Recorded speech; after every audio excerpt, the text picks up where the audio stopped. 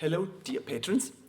This is my question and answer number whatever from Madrid. This is my little practice room in Madrid. I don't know if I ever did a question and answer from here.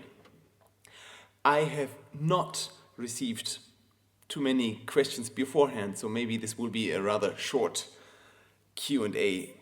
Also my fault because I did announce it only 3 days ago, so I'm very sorry. But somehow I have too much different repertoire to prepare, and I think in 2 weeks already it's the first rehearsal with the Unzucht concerto in Lisbon, and that's the hardest piece I've ever played. So yesterday I started practicing it again and my head is spinning.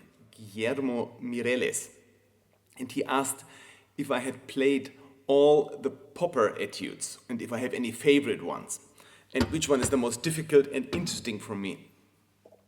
Unfortunately, I played them last time probably 40 years ago, so I don't remember anything. I think they're partly very beautiful pieces there, but I couldn't answer this as, I haven't looked at them in 40 years.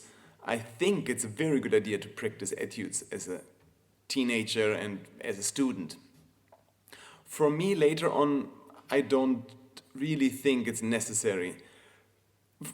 As you might know, I rather believe in those daily routines, cleaning up the basics rather than practicing difficult etudes, most of which is anyway covered in the big pieces I have to play. So it would be kind of superfluous work for me.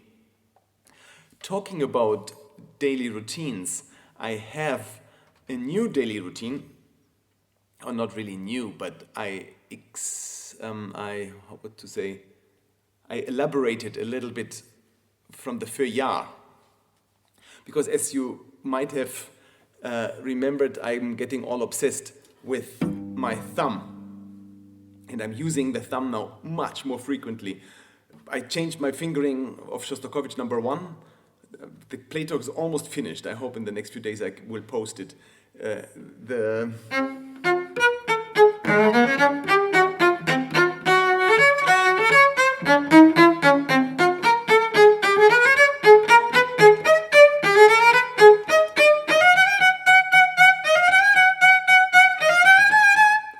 So I used the thumb all the time, and I did play it in Valencia like this, and it really worked very well. I've never heard it so clear and clean. I mean, there was one that I think my start wasn't very good because I was a little bit afraid I would miss it, as it feels a bit awkward. But once one gets used to it, and once I get really used to practicing my new daily routine, which is the following.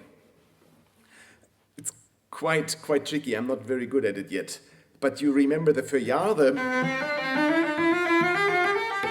whatever routine that is, number 4, number 5. So we have then,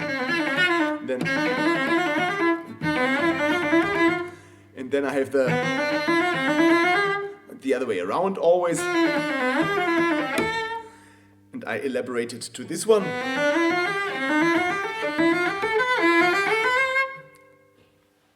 And after I played my Haydn C major last month with a new fingering, this fingering, I thought, why not doing a Feuillard like this? So now comes the promised Feuillard. It goes like this.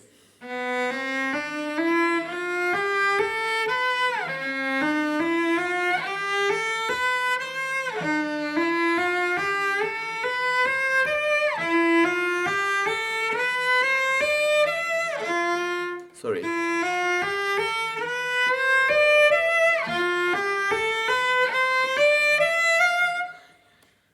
You get the idea, but it must be in tune. The shift to the thumb is always dangerous. I was reading messages you sent at the same time, so that's not very helpful. So I try one more time. 1 second.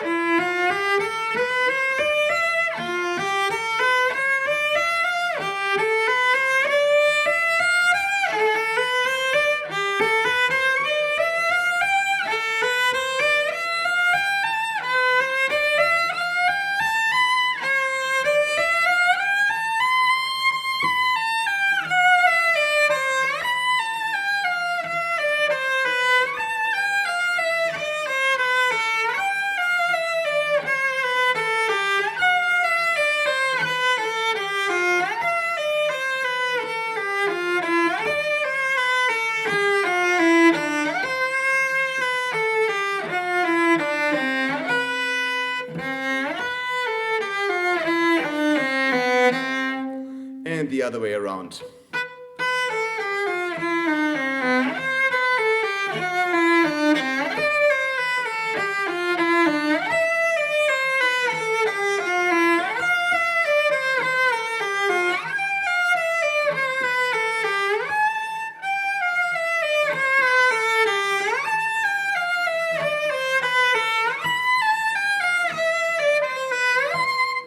And back.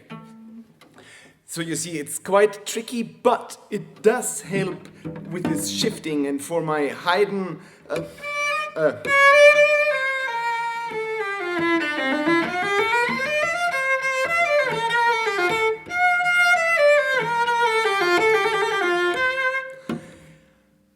yeah, you get the message. So anybody who wants to use the thumb more, this is definitely a good idea. And now when I practiced yesterday, I started doing the chin concerto, the first movement. I refingered so many things and it becomes easier because I did a lot of stuff like this, and now I'm just using the thumb much more efficiently. I hope it's more efficiently. So I answered the popper question. Then Joseph Bratlos sent a message asking if I had any thoughts about rosin. And actually I don't. I'm sorry. I never... Well, that's my thing. I'm unfortunately not a cello nerd. I'm a nerd in other things, but not so much for cello. I have never tried much, experimented much with strings or rosin or, I don't know, not even bows. I mean, I find one bow and then I'm happy and I use that all the time. Right now I'm using the rosin of Larsen. The same people like the strings. Some rehair guy recommended it to me and I bought it and I use it actually just when you do rosin your bow, try to make it such that you never go always in the same direction. So if you do this, then you turn it a little. So that actually, you see, I have this, I don't know, since 4 years or so. You see, it's quite thin because I try to get it evenly down and not get these deep, whatever, tracks, and then you can not use the full thing. Once it fell and I glued it, so it's fine. This actually, I mean, yeah, I like it. I don't know if it's better than others, but it does work very well. I mean, it's the hair and the bow. I don't know how much rosin really makes a difference, but people who experiment more with that, they might be better to tell. And then I don't know if I ever answered Philip Eversman's question. He asked if I also practice without the cello. And if yes, looking through with the score or thinking by heart through the piece. And yes, I do that, especially with difficult pieces memory-wise. Bachsuites, for example, when I have to play them all, I try to go through it in my brain to secure the memory. And modern concertos, very much. If I manage to slowly pass through the whole piece in my mind, then I know it by 95%. There's always room for error. Like last time I played the Anderson in Hong Kong, it went so well, and then shortly before the end, I missed 2 bars in the quick passage. I just forgot. I know it was like... I forgot the diddle-dum, ba-dum, so I jumped those 2 bars. Immediately I realized I was wrong, but then it was so fast I couldn't, so I was faking the next 10 bars. I felt so bad because we played it so well in dress rehearsal. It was really perfect, very difficult passage, and then in the concert. And I had practiced it well, and I had gone through my mind through the piece right before, but yeah, little mini blackout. I wouldn't even call it a blackout. It was really a tenth of a second, but in fast speed that can happen. Hi Jason, when I play Bach, do I think of any rules for bowing? Literally make up the bowing as you go along each time you play it in the moment. In the moment. Yes, more or less. I mean, I practice it. I practice it in different ways. I mean, there are not that many different bowings. I mean, you can do... I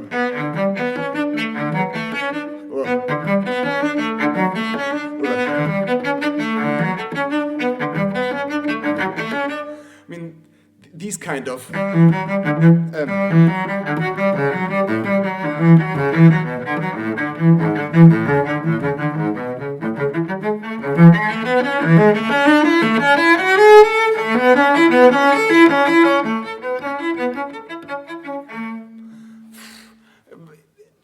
yeah, I practice it in various different ways, and then in the moment I try to come up with something. Sometimes it works better than other times, but I never invent a bowing in the go. I heard that jazz musicians function like that. The better the jazz musician, the smaller he has little parts he puts together to improvise. And the smaller the parts, the better he is. And with us, with the bowings, yes, we should know what the bowings could be and then be free. I mean, Anna Magdalena gives us 4 different bowings here. I forgot exactly which ones. But seeing that, I thought, well, maybe it's really fine in being free with it. Because if we do the same bowing of these bit stereotype things, I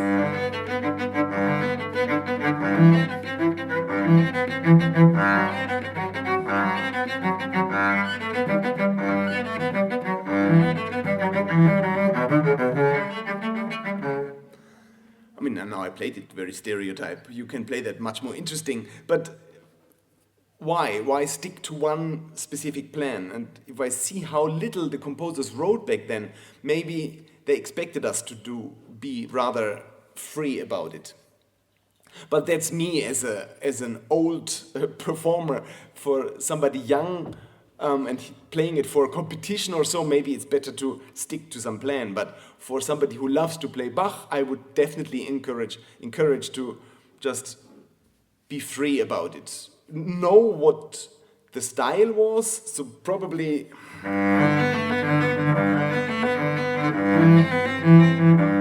that was not done. Like these long bowings. And if they wanted it, then they really wrote it down. I mean, in Bach, in some of the bachsuites, then there's a long bowing. But even that I don't take as a direct order from God. Sometimes I do those bowings, sometimes not. That's the dangers of playing by heart. You forget some of the small prints. But maybe it's not even a mistake or a disadvantage. Maybe it's even an advantage because you can come up with your own things more easily. Do you have your own standard or criterion to decide the amount and style of ritardando? For example, the piece like Schubert. I think often these things are overdone. And I sometimes, if there's ritardando, I try to play it without ritardando, like straight through, and then take just the time it needs to have the transition. But these things with a full stop, maybe you're thinking of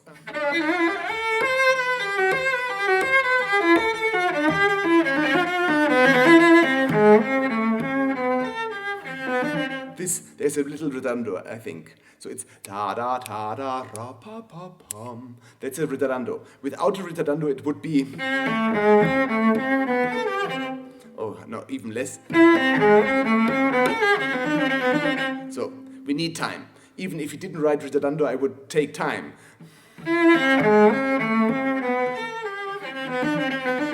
But ya pa pa pum. So really like. So you feel this pulse slowing down and then, but not da da da da da da da. Not a rest. I mean, that would be a bad fermata even. Often a fermata on one little note doesn't mean much different than a little bit more ritardando. So if Schubert wanted, then he should have written a fermata on the G. Ta ta ta, da da da da da. But he just wants, he signals us to take this little bit of time. And I don't have a standard or criterion. Oh, yes, My standard is that we don't lose the pulse. So the pulse slows down, but there's still the pulse. And then you don't need any cue either. I mean, if you check my various Schubert attempts from last year, I think, I'm not cueing there. Ta-da, ta-da, ra-ta-ta, tia-da-da-da-da. It should make sense, so you don't have to...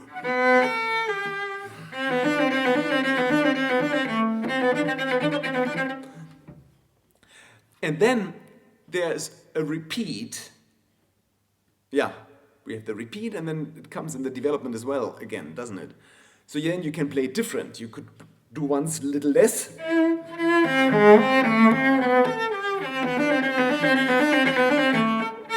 That's less, and now a bit more.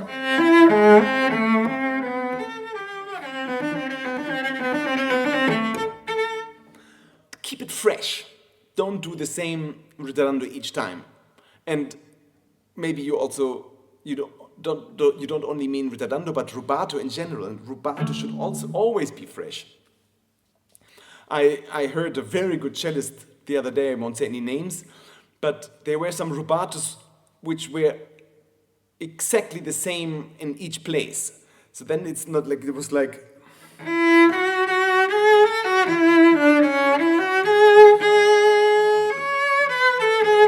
He stretched the finger like. Then he waited on the C sharp, and the second time he waited even more, but actually it goes. We have to go to the F sharp. There's no reason in the world to rest on the C sharp except that the shift is dangerous and that you take time for the shift so that you hit it. And is that a good reason for rubato? No, I don't think so. So, I mean, it was really a wonderful colleague, but this I didn't like. And I heard some other things where I thought, ooh, that's interesting. That's where all those, I mean, I hadn't heard the Rococo variations in, I don't know, 30 years live, I think. Except when somebody plays it for me, and then these. So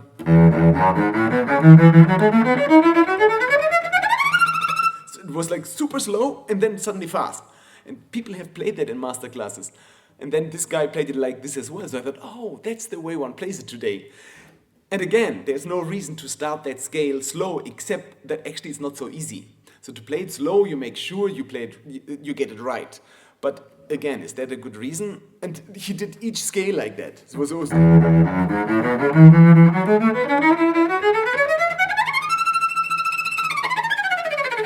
Then he was like in twice speed. And then fast again. But both times exactly the same. So I guess he practiced it a lot like that and he nailed it. I mean, it was perfect. But for me, music shouldn't be just about the perfection, but we need to tell a story, and the story should not be told each time exactly the same. So that was a long answer to a short question. Yes, I have my criterion of ritardando and rubato. It should be as fresh and different as possible and unpracticed as possible. Hello! When doing the classic Feuillard routine, in the upper positions, are you conscious of the placement of the thumb, which note it's one, not random, but ready to play the thumb note? Well, in the new, I play the thumb. And when I do the...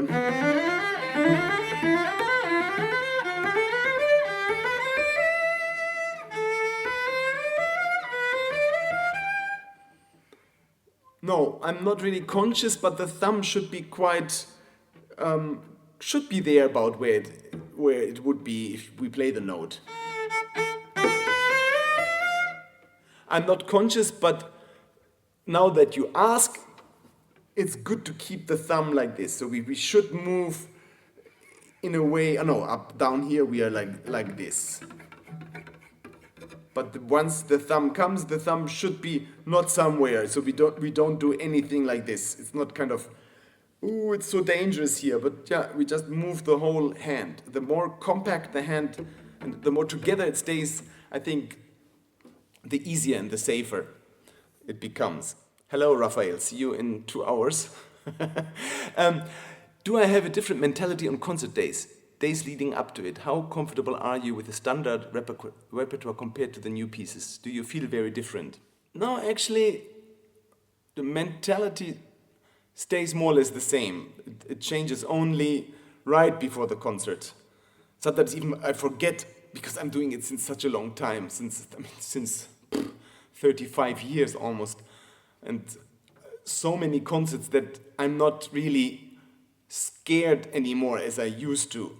And that's also the danger. If you get too used to concerts, then sometimes you might forget it's something really special. So in order to remind myself it's something really special, I have this mini routine leading up to it, that I take at least a 10-minute nap. Even if I don't have a hotel room, and if I just have my dressing room, I sleep on the floor for 10 minutes. And somehow then I go through the piece slowly, and that's like this when I develop the focus for the concert. But otherwise, the mentality stays the same. And the older I get, the more I practice whatever I practice as if the concert was soon. The sound should be as if I'm sitting on the stage, because then we learn, the intonation becomes different if we really go for it, as you know, and we develop more endurance, I think. Playing the Shostakovich is just so much easier than playing the Unzug Chin. I mean, I'm not scared at all. And with the Unzug Chin, I would be already 2 weeks before I start obsessing about it, and I will have to do a lot of mind thinking and going through the piece in my mind, and still disaster could happen. I mean, I could not drop dead, but I could drop out and have to start over again. This is the hardest piece. And Shostakovich actually, I mean, as impressive as it sounds, it's actually one of the most comfortable pieces to play. I mean, it's tiring and you have to practice before, but somehow it fits the hand, and also memory-wise, I think it's very logical. Shostakovich, for me, is pretty easy to remember, while now in April I have to play the Britten Cello Symphony again, and that's really much harder to remember. And as I said, the chin anyway. So yes, I feel different to the new pieces. They need more concentration, just for memory. And then you could say, oh, why don't you put the music? Because then I can only give half as much as I give. And the concentration is half as little. And I practice half as little, or half as much. Especially something like the Anderson Concerto, which is not that technically that hard. I get through it in 1 hour after not having played it for 2 years. Now with the chin, it took me 1 hour to get through the first movement. And I had played it last time 3 years ago. So that shows what different difficulty it is. Federico asks if I have any advice how to tackle a new challenging piece. Well, any piece I learn, I want to learn by heart. And I do first my staring thing to learn it. I mean, to get it into the brain. There's some video explaining the memory part, but that's how I tackle any piece, challenging or not. And then I practice it slowly. And I go bar by bar, section by section, but one of my iron rules is not to listen to any recording. So might it be the most challenging piece ever, might it be the most modern piece ever, and I have no idea what he means, I would not check out what anybody else was doing, because I need to find my own way. Otherwise, I don't see the justification for me sitting there and playing it if I just repeat what another person did, even if the other person did it much better than me. But then, too bad. But at least I did it differently than the better person. And difficult, challenging things we just solve while practicing. I mean, there are many tricks to practice fast stuff and double stops, and so it's just, but I would always go from A to Z. I never pick first the difficult parts and then practice the rest. For me, actually, everything is difficult. I mean, if I think of Schubert Arpeggione, there's from bar 1 to the last bar, everything for me, same difficulty. There's not a single bar which is easy. And also the Feuillard concerto, actually, even just, yeah, Shostakovich. Yeah, maybe this is when I've changed the fingering, then I maybe focus on that fingering part, but otherwise I do the whole piece. I learned it the hard way when I was young, focusing on difficult passages, and then suddenly the easy passages don't go wrong. I treat everything as if it's the same difficulty and practice everything equally well, and then I don't have any bad surprises. Can you please share your method when learning the D minor octaves in the third movement of Haydn D? You practice, as I practice any double stops.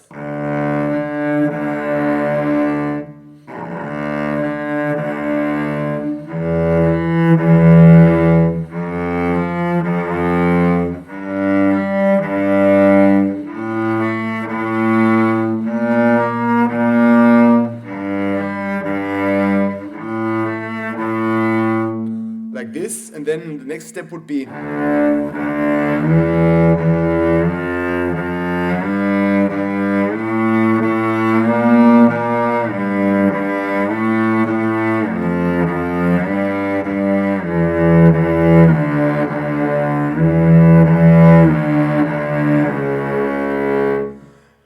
and then note by note.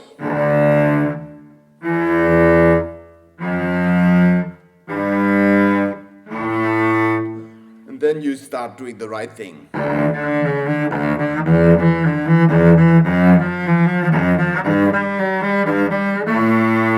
And then not too short.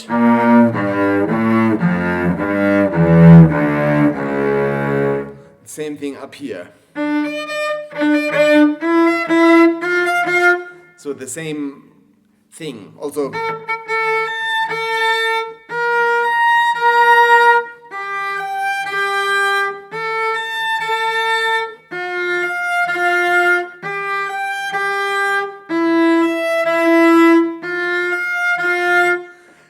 But, I mean, okay, maybe I should on purpose play it.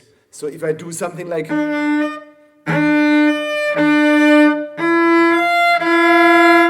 So we would not correct. We don't do that, but we go back.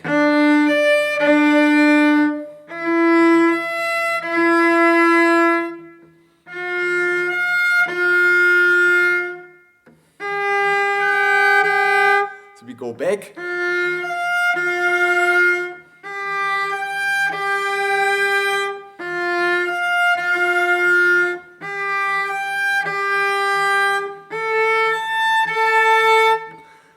So the whole thing, no correction ever.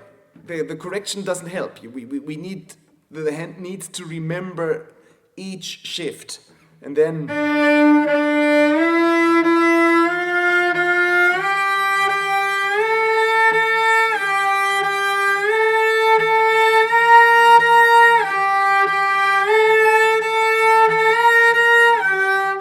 Gerhardt.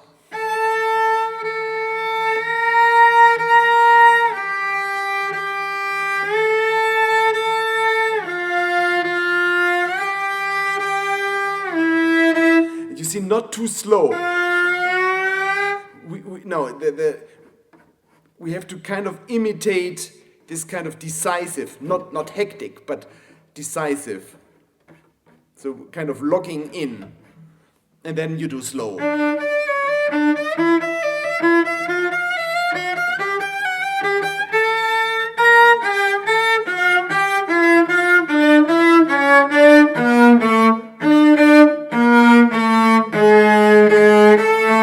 And you see quite a good length, nothing short there, because we need to hear what's going on. If we play it short, then maybe then it's not as obvious if we play out of tune, but if we practiced well, we want to show that we can play the tune. Have I ever felt that my hearing got damaged? I'm curious because musicians are frequently exposed to loud sound or noise.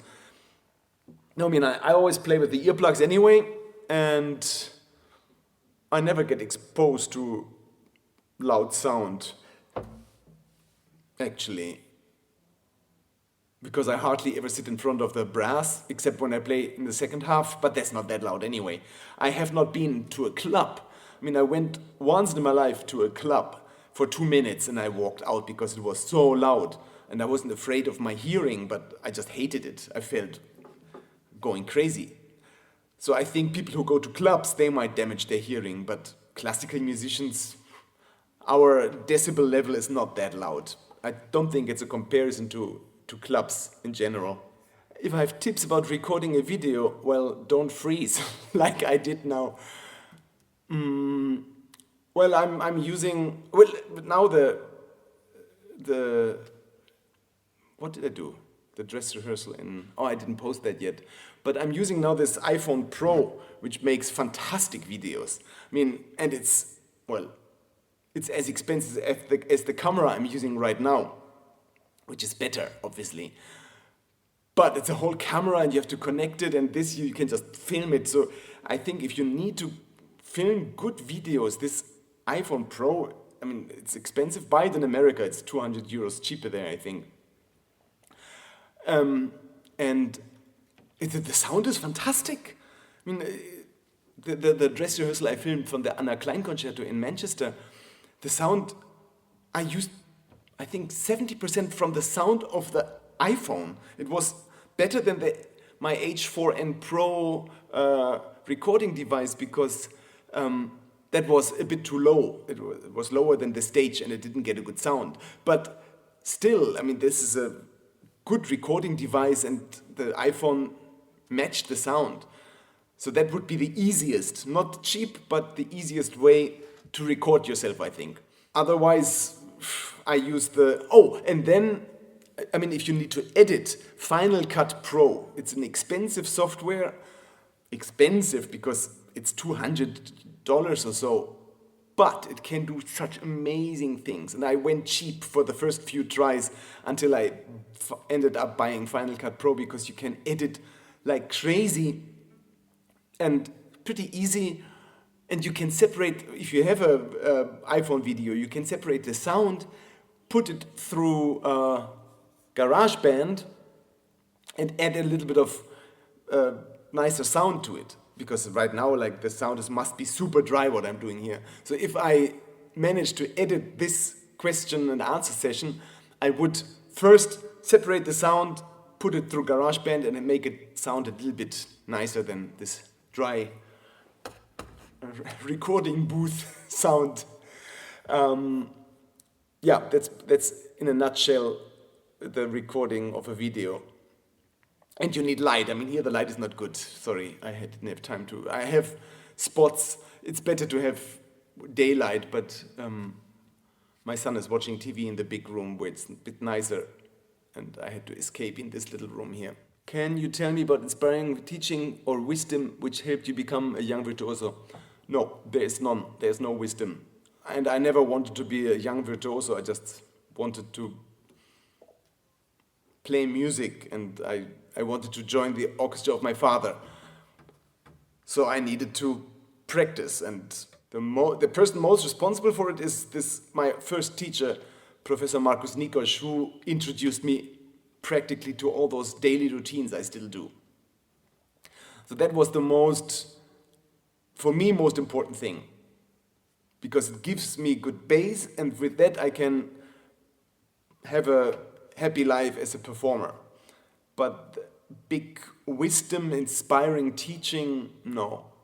I was inspired by music from an early age on, but the teacher gave me the tools to try to translate the music I had, but the teaching itself, but there must have been some inspiring moments, but I don't remember them. I mean, I liked my teachers, but the inspiration I got from outside my cello lessons, I think. Do you have any tips for stretched position? I struggle a lot with the major scale passage in Haydn D major. There's a major scale? Or you mean the... This? With all respect, and it's not against you, I mean, I don't know you personally, but if you struggle with the stretched position in a major scale, then Haydn D major is a little bit too difficult. I would say. And I often have that, I'm saying that now because so often in master classes, people come with pieces which are too difficult. And take care of those basics first before tackling something difficult as Haydn D major, because later if you want to become a professional cellist, then you have in mind how difficult Haydn D major is, but it's not that difficult. But if you tackle it too soon, and if you have not figured out how to do, this is not a difficult position. This is, I wouldn't know what to say except practice Feuillard, practice scales, practice this before going to Haydn D major. Because Haydn D major is obviously quite a difficult piece. But it doesn't need to be that difficult that already for the D major scale you are struggling. Maybe I misunderstood the question, but this stretch, it should definitely not be too tight. So you don't have to be like, the hand doesn't have to be in this stretch all the time. The bigger challenge, actually, talking about stretch, is the E flat major suite.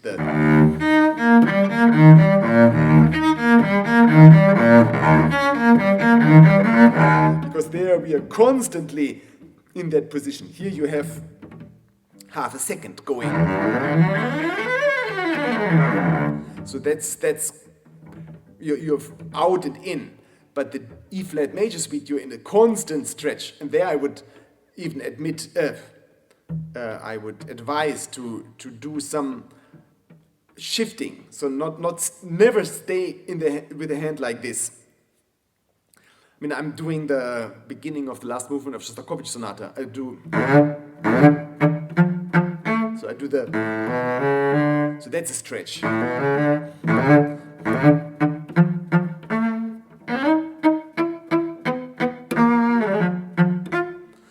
But the normal, or maybe your cello is too big. I don't know how old you are, but the D major from down there is shouldn't be such a big stretch. Then it might be too big of a cello. Hello, Bernadette. What are your thoughts on beginner learners, not experts, listening to recordings before learning new material? Is there a level to stop listening or just never do it? Well, that's a very fair question, because when I say don't listen to anything, it's for people who want to perform in public. And I want public performers to have their own voice. Like students, obviously we all listen to some cello when we grow up. But later, if I have to perform the Weinberg concerto, then I should rather learn it first and get an opinion of how I want to play it, and then I listen to, at the very end, what Rostropovich was doing. But not too early on to get influenced. But as a beginner, maybe because a beginner is like a child in a way. So children have to learn the language from their parents, and a cellist needs to hear cello to get an idea how the sound can be. So for beginners, yes, listen to I don't know what piece we're talking about, what kind of level of pieces. Because if you're an advanced beginner, let's say you want to play some Brahms sonata and then you listen to something outrageous, or some people, even beginners, play Elgar concerto and then they have these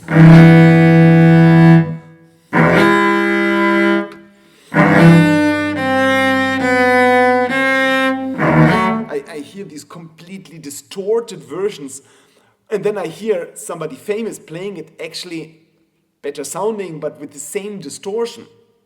Some pieces are being performed so distorted that I would not recommend to listen to anybody, rather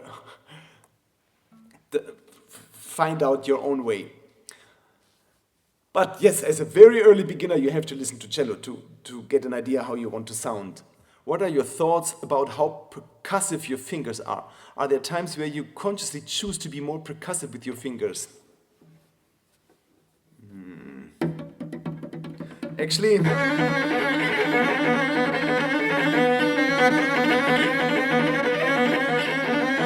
in the Kosman, yeah.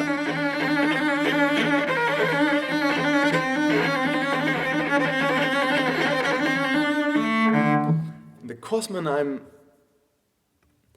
Kosman, I'm more percussive. But let's see, would I be more percussive where? Where would one be? No, actually not. Oh, maybe.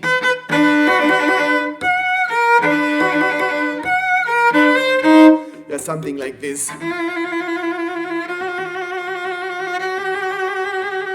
Trills, a bit more percussive.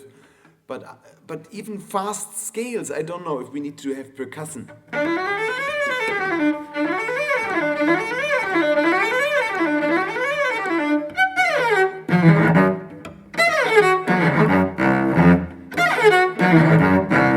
No, not percussive.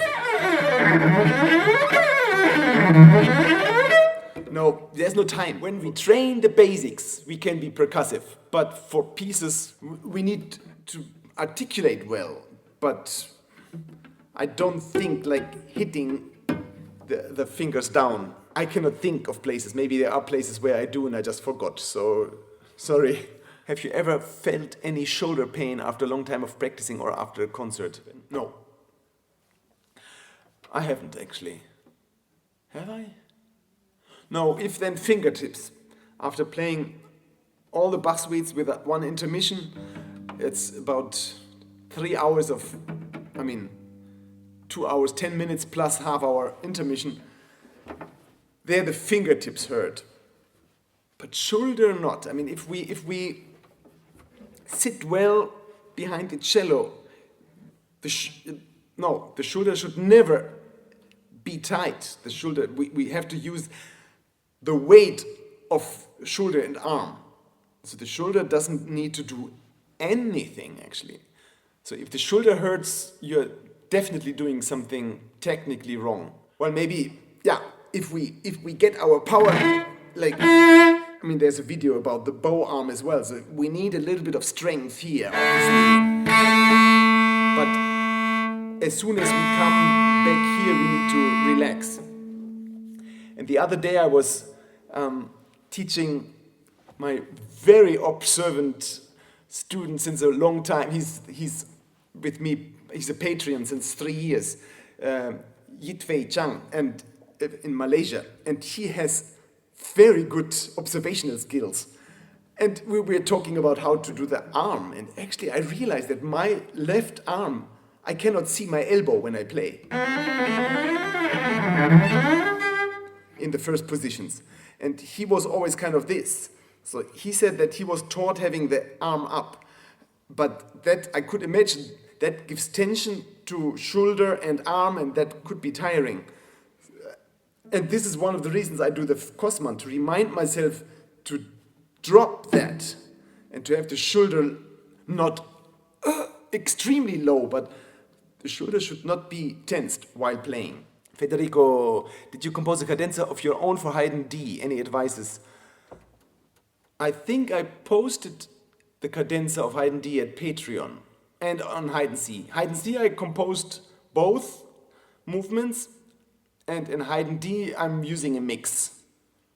So if you're not a patron yet, then join. They're there. The cadenzas, I think I've written them down and I played them.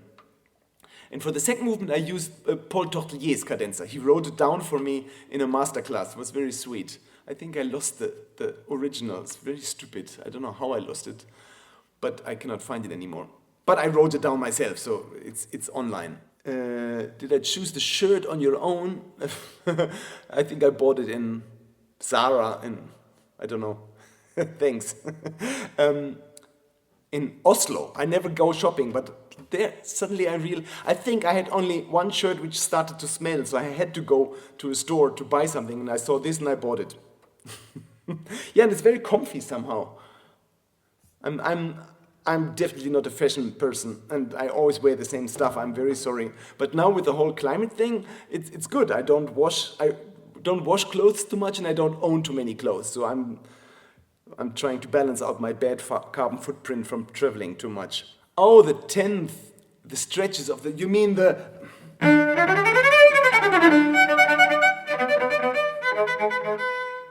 But also that is not a big stretch. I mean, a big stretch would be this. This is...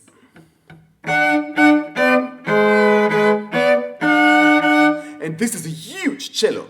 So that's why the stretch is bit. And I had some female students struggling with that. Because if their hand is very small, that's indeed mean. So I don't know what to do with a small hand.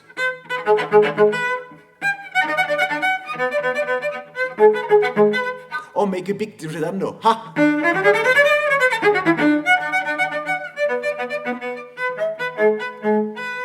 Okay, let's try if I can play that better.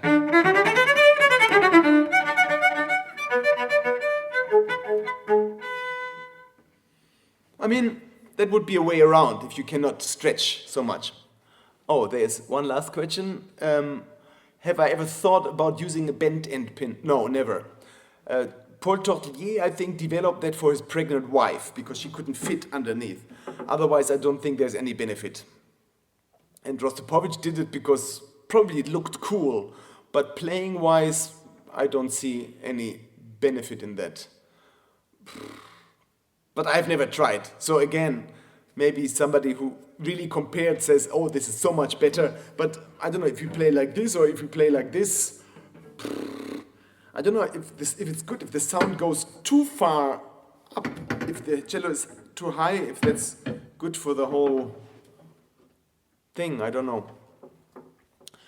Thank you and all the best. Have a lovely Sunday evening and see you next month. I'll try to post next time a little earlier. Bye.